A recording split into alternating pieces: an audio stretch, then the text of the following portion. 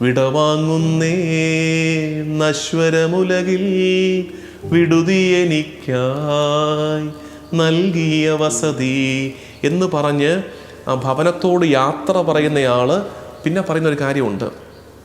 വിധിയുടെ ദിവസം മിശിഹാരാജൻ വിണ്ണിൽ വരുമ്പോൾ മൃതരെഴുന്നേൽക്കും.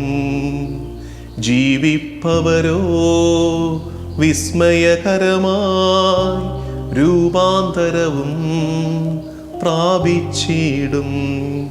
വിധിയുടെ ദിവസം മിശിഹാരാജൻ വിണ്ണിൽ വരുമ്പോൾ മൃതരെഴുന്നേൽക്കും. കർത്താവ് തമ്പുരാൻ അന്ത്യവിധിക്കായി വരുന്ന ദിവസം ഉറങ്ങിയവരൊക്കെ എഴുന്നേൽക്കുന്ന അനുഭവമുണ്ടാകും. മൃതശരീരം പള്ളിയുടെ മധ്യത്തിൽ കൊണ്ടുവന്ന് കിടത്തിയിട്ട് നമ്മൾ പാടുന്നൊരു പാട്ടില്ലേ, അവരത് പറഞ്ഞപ്പോൾ ഞാൻ സന്തോഷിച്ചു, അണയുന്നീശോ മൃതരാം അഖിലർക്കും ജീവനും അതുപോൽ ശരണവും അരുളിയിടാൻ.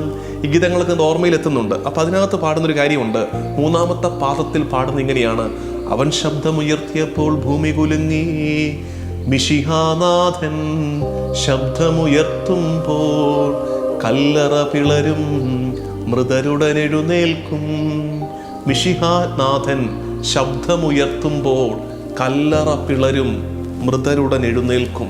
അപ്പൊ കർത്താവ് തമ്പുരാന്റെ ശബ്ദം കേട്ട് ഉണരാനുള്ള ഉറക്കത്തിലേക്കാണ് നമ്മൾ പ്രവേശിച്ചിരിക്കുന്നത്. ഇനിയും മുന്നോട്ട് അതേ കാര്യം തന്നെ ആ ഗീതത്തിൻ്റെ തുടർച്ചയായിട്ട് തന്നെ നമ്മൾ പാടുന്നുണ്ട്.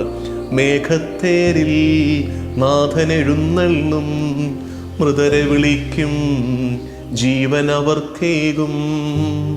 മേഘത്തേരിൽ കർത്താവ് തമ്പുരാൻ എഴുന്നള്ളി വന്ന് മൃതരെ, ഉറങ്ങിയവരെ വിളിച്ച് അവർക്ക് ജീവൻ കൊടുക്കുമെന്ന് നമ്മൾ ഏറ്റുപാടുകയാണ്. അപ്പം പ്രിയമുള്ളവരെ, ഇപ്പം നമുക്ക് മനസ്സിലായത് എന്താണ്? നമ്മുടെ അണ്ടർസ്റ്റാൻഡിങ്ങിൽ, നമ്മുടെ വിശ്വാസത്തിൽ മരണം ഒരു ഉറക്കമാണ്. ഉറക്കത്തിലേക്ക് പ്രവേശിച്ചിരിക്കുകയാണ്. ഈ ഉറക്കം എപ്പോഴാണ് ഇനി മുറിയാൻ പോകുന്നത്? കർത്താവ് തമ്പുരാൻ വാനമേഘങ്ങളിൽ വരുമ്പോൾ, അത് നമ്മുടെ പ്രാർത്ഥനകളിലൊക്കെ ഉണ്ട്. ഒപ്പിച്ചിനകത്ത പ്രാർത്ഥനകളൊക്കെ ശ്രദ്ധിച്ചേ. കർത്താവേ, നീ വാനമേഘങ്ങളിൽ എഴുന്നള്ളി വരുമ്പോൾ ഞങ്ങളുടെ പൂർവികർ, ഞങ്ങളുടെ കടന്നു പോയവർ നിന്നോടൊപ്പം ഉത്ഥാനം അനുഭവിക്കട്ടെ എന്ന ചിന്ത പല ആവർത്തി നമ്മുടെ പ്രാർത്ഥനയിൽ വരുന്നുണ്ട്.